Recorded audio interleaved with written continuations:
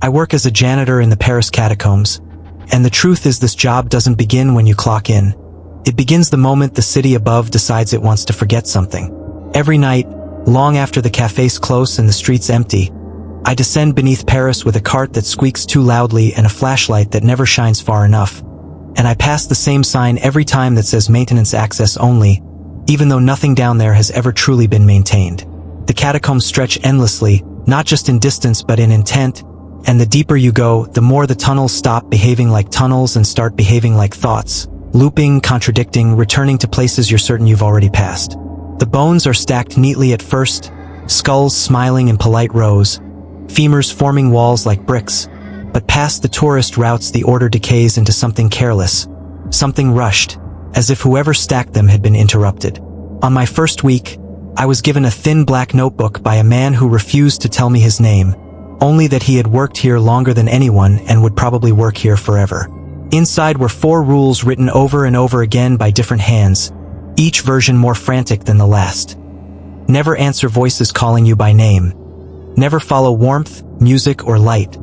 Never remove objects that aren't bones. Never trust another worker unless you recognize their breathing. I laughed when I read them because laughter is what you do when fear doesn't have a shape yet. That stopped the night I heard someone crying behind a wall of skulls in a language I didn't speak but somehow understood. The sound thin and desperate like a child trapped underwater. I kept cleaning, pretending not to hear it, but the crying followed me, sliding through tunnels that shouldn't have connected, growing closer without ever growing louder. My flashlight flickered, and I felt warmth ahead, gentle, welcoming, like a heater in winter. And for one terrible moment I wanted to step forward and rest. Then I saw the objects on the ground.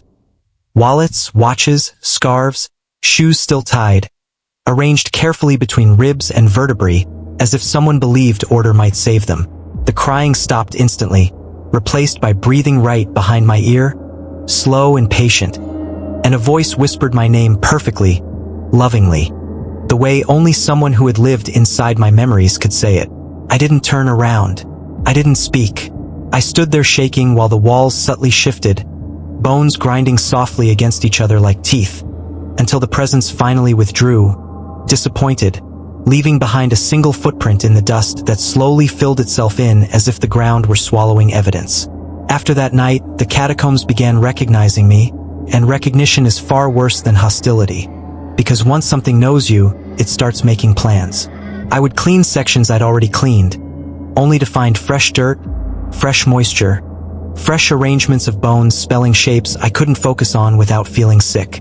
Sometimes I'd hear radios crackling in the distance, voices asking for help in calm, professional tones, and sometimes I'd see another janitor pushing a cart identical to mine, always just far enough away that I couldn't see their face, always moving in a direction that felt wrong. Once, against every rule, I followed one, convinced it was real, convinced I wasn't alone anymore, and when I caught up, I found the cart abandoned, rusted, fused into the stone as if it had been there for decades, with no footprints leading away. The warmth returned more often then, spreading through the tunnels like a pulse, and I began dreaming of the catacombs even when I was awake, seeing bone-lined corridors behind my eyelids, hearing instructions whispered between my thoughts, learning paths I don't remember walking.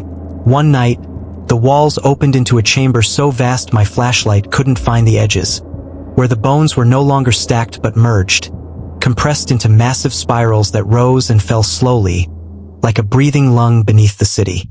I understood without being told that this was where the lost were processed, where fear was stripped away and replaced with purpose. The voice spoke again, not aloud, but directly inside me, explaining that janitors aren't employees. They're antibodies, replacements, pressure valves for a city built on graves that refuses to stop growing. It showed me memories of workers who ran, workers who fought, workers who screamed, all eventually folded gently into the structure, their personal items placed carefully for the next ones to find. When I woke up, I was back near the surface with no memory of how I got there. My uniform spotless, my body intact, my notebook heavier. A 5th rule had appeared in my handwriting. If you leave, you will return. If you resist, you will be corrected. I still go to work every night because resistance makes the tunnels tighter, because obedience makes the voices softer, because sometimes I see tourists above ground laughing, unaware that parts of the city breathe beneath their feet. And if you're listening to this, if the story feels too slow, too heavy, too real, understand this. The catacombs don't need everyone, just enough, and once they've noticed you, they don't forget, they don't forgive, and they don't stop expanding, because Paris is alive and it is built on the dead.